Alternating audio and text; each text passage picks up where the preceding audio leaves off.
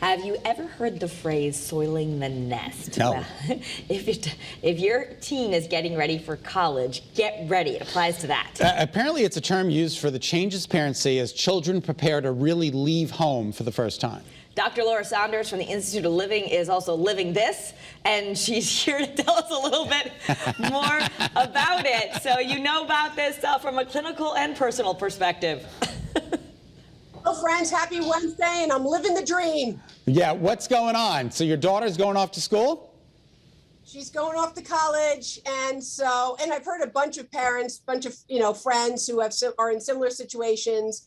So it's this is sort of targeting those parents whose teens are heading off, or returning to school. So there's a roller coaster of emotion for parents, right? You love having your teen at home, but their behavior as it changes and morphs, they gain additional freedoms. They think they can be so independent, and it often conflicts with the routines at home.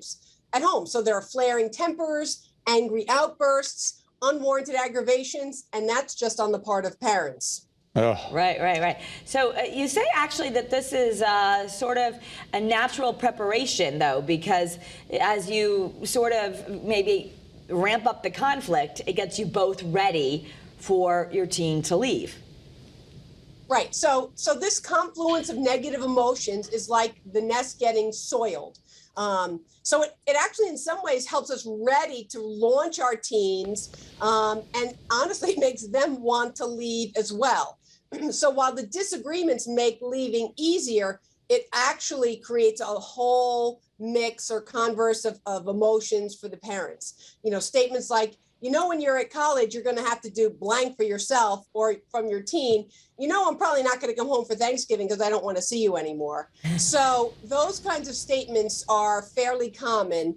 And it's part of this concept of like soiling the nest. The conflicts are created in some odd psychological way to make it easier for everyone to part. Well, it's like a bittersweet reality, though, that our kids need us less and less, right?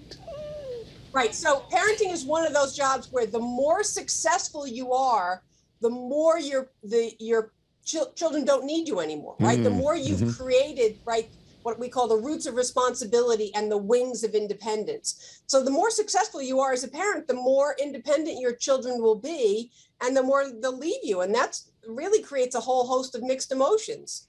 Well, can you make everybody feel better that once they leave, they still want to come home, and like sometimes things actually get better? I can't promise that, but I can only hope, as I'm living the dream myself. But this is where sometimes a little bit of separation does make the heart grow fonder. And I think everyone has a realization of what's going on. But it's really important to identify what you can and cannot do, right? And how little control you have as a parent of a older teen or young adult. So it's really making a concerted effort to not get so angry, not get yourself so worked up, and work on letting the little things go.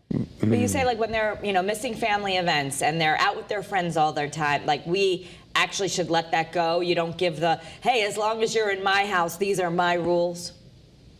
Well, you can take that position, right? But the goal is to find and strike a balance, right? So it might be that you come to the family event for the first hour, and then you leave and do something with your friends, or so that you look for some compromise positions.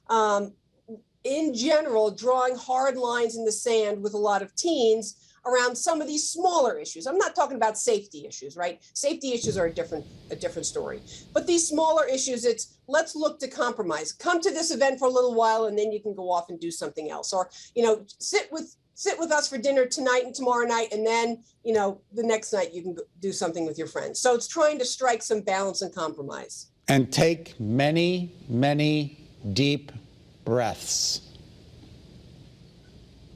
Yes, it's good for the oxygen in our brain. It helps calm us down.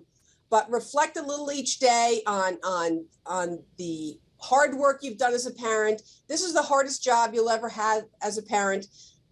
Bring yourself a little bit of grace, humility, gratitude for all the sacrifices you've had to make as a parent, for the success you've created in launching your child, and let it go.